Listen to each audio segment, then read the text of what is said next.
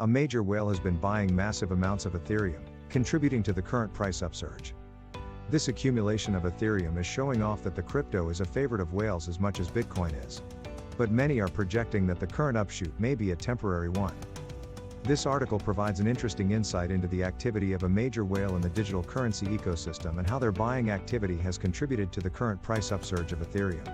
It is clear that the high net worth individuals in crypto are still accumulating Ethereum, despite the headwinds and reports of regulatory crackdown on the digital currency. It is too soon to tell if the current upswing is a trigger for the next bull run, or a temporary surge, but it is an interesting situation to watch.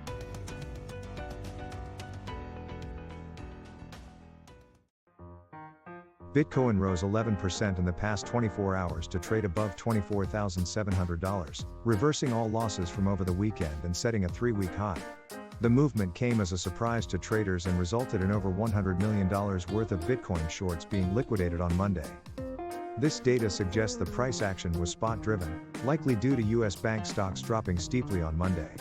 Additionally, Binance converted $1 billion of its native BUS stablecoin to Bitcoin and other tokens. Meanwhile, Asian markets mirrored the US market movement on Tuesday's open. This article provides an analysis of the recent surge in Bitcoin prices, which saw a rise of 11% over the past 24 hours and a 3-week high. The article suggests that the price action was driven by spot investors, with open interest on futures remaining below levels from March 9 despite the price retracing all losses.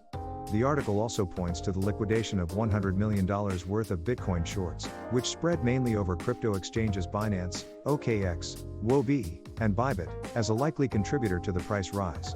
Additionally, the article mentions Binance's plan to convert $1 billion of its BUS stablecoin to Bitcoin, Ether, Bbaco and other unspecified tokens, which could have also contributed to the surge.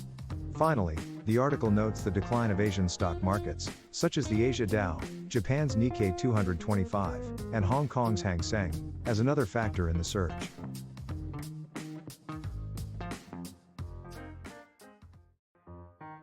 Ripple CEO Brad Garlinghouse recently revealed that Ripple had some exposure to the now defunct Silicon Valley Bank.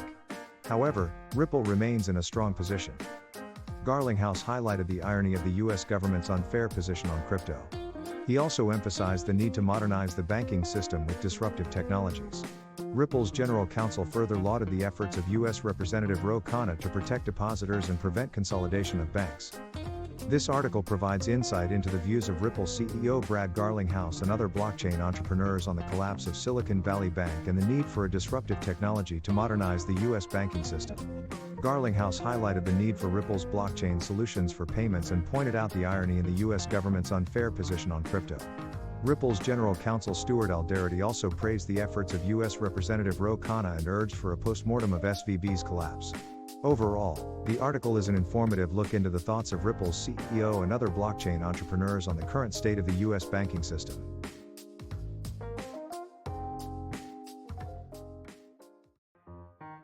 In February, US inflation dropped to 0.4% from 0.5% in January, in line with economists' estimates, according to the Bureau of Labor Statistics.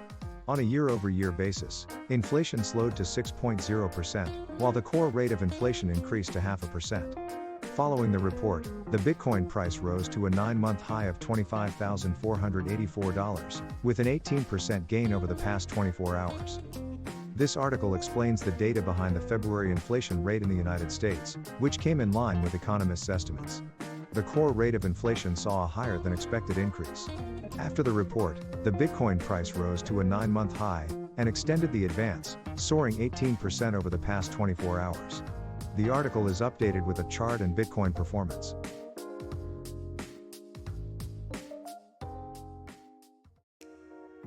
RippleX has announced the details of the incoming EVM sidechain on XRP Ledger. It includes a permissionless EVM sidechain and bridge that connects to XRPL DevNet. This project is the second phase of a 3-phase development and is intended to allow developers to build apps with cross-chain interoperability. Michael S. Barr, a former Ripple advisor, has been appointed by the Federal Reserve Board. He will review the supervision and regulation of Silicon Valley Bank, which was closed down by California banking regulators last week. This article provides an overview of the development of the Ethereum virtual machine-compatible XRPL sidechain, which is available on testnet. It also discusses the Federal Reserve Board's appointment of Michael S. Barr, a former Ripple advisor, to review the supervision and regulation of Silicon Valley Bank, which was closed down by California banking regulators last week. The article concludes by noting that the bank's abrupt demise is thought to have been caused by the Fed's aggressive interest rate hikes the year before, which had drastically tightened financial conditions in the startup sector.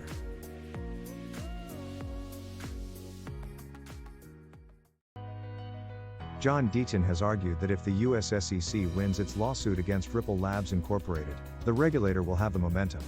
It could bring similar lawsuits against other companies in the Web 3.0 space. He believes that Ripple Labs Incorporated is likely to win the lawsuit in the end, as most of the SEC's arguments are not admissible. Overall, this article provides an insight into what a win for the regulator in the Ripple SEC lawsuit would mean, and how it could provide the SEC chairman Gary Gensler with the momentum to continue cracking down on companies operating in the Web 3.0 space. It also highlights the views of both John Deaton and Scott Chamberlain, both of whom have predicted that the lawsuit is likely to end in Ripple's favor.